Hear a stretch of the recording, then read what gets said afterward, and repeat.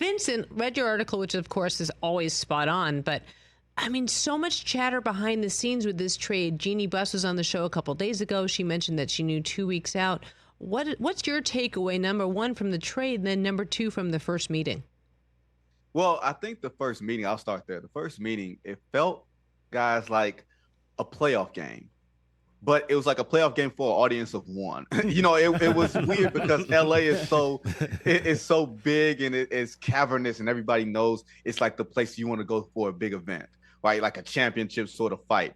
But Luka Doncic is the only person with beef over there. Everybody else is happy, that he's in LA, with the exception of Anthony Davis. I will tell you this: the chance of "Thank You, Nico" while you're playing the "Thank You, Anthony Davis" video seemed a little weird to me. Yeah. I don't know about y'all, that type of thing. But as far as the trade itself, I think we're still sort of getting with the idea that the Dallas Mavericks said, you know what, Luka, despite all the things that you've meant to us, and you could have been the next Dirk Nowitzki, another 20-year guy, there are some things that we saw with you that we did not feel like would be rectified over the next couple of years, over the next few months, like whatever the communication breakdown was between the two. Like, I don't think it's just about Luka Doncic and drinking beer and stuff like that. It's usually more than that, right? It's never as simple as it seems. And the Lakers are just the benefactors, because the Lakers always seem to benefit from, everybody else's misfortune. It's funny how stars just seem to matriculate their way to Los Angeles. It's like coincidental, right? I mean, he just happened to find himself at the other end of the 10. I don't know how that happened. And you look at what the Lakers are doing, and this couldn't have just dropped into Rob Pelinka's lap. Yeah, it did. Now, here's what happened. The one thing that people, I think, are missing when you're talking about the Dallas Mavericks, they were not looking to start over. I think if you're looking to start over and you want to trade Luka for whatever reason, you're disillusioned with him, then you open it up to the entire league and you say, give me your best offer. I want players and draft picks. That's not where the Dallas Mavericks sit. They sit having just gone to the NBA Finals and feeling like they know what the formula is to win an NBA championship, with bigs on the front line and shot making on the perimeter. Now, with Kyrie Irving and Klay Thompson, you're wondering, do they have the offensive firepower to make up for everything that Luka was not going to bring? And does Anthony Davis do that? Anthony Davis is a top 10 player in the NBA. We are treating him like he is chopped liver. It is the most amazing thing in the world that we are looking at Anthony Davis like he is just like some regular dude. Now, it doesn't help that he's not playing right now. It does not help that he routinely has gotten hurt throughout the course of his career.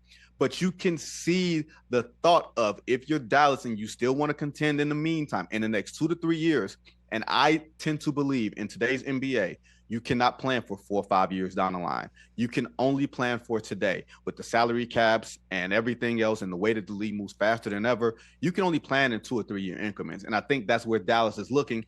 And they thought that Luka Doncic, with his habits, with his weight, with whatever he had going on, was not going to change those things for this team to maximize on this 2 to 3 year window.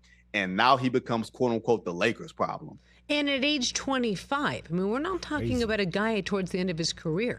We're talking about a guy who is 25 years old. I heard a report somewhere that they were concerned about a catastrophic health. He was building toward a catastrophic health crisis. And it seems to me like, why wouldn't you then sit him down? And do you know anything about interventions with him or conversations? Because we were talking about it earlier. Vlade Divac played until he was 750 years old, and he smoked a pack before, during, and after a game. So what could have happened that was so crazy in Dallas that we're hearing all this rumor and conjecture about a possible health crisis at 25? I think sometimes, though, the rhetoric can be a little strong, but I believe this.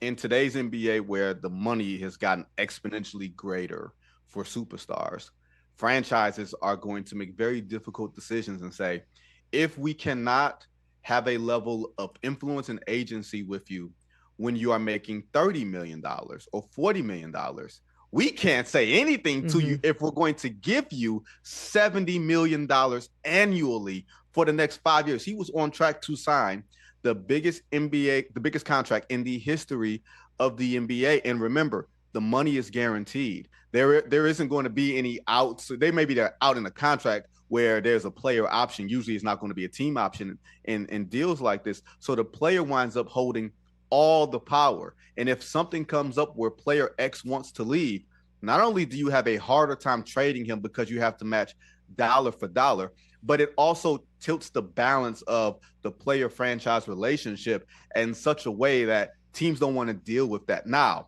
you may say, and I may say, player X is worth all of the headache. They don't come around too often. No matter what you say about Luka Doncic, he carried one team to the Western Conference Finals and he carried another team to the NBA Finals. You deal with the headache. Like, it's almost like, lack of a better phrase, when you're in a relationship, the more beautiful the woman, the more willing you are to overlook her flaws.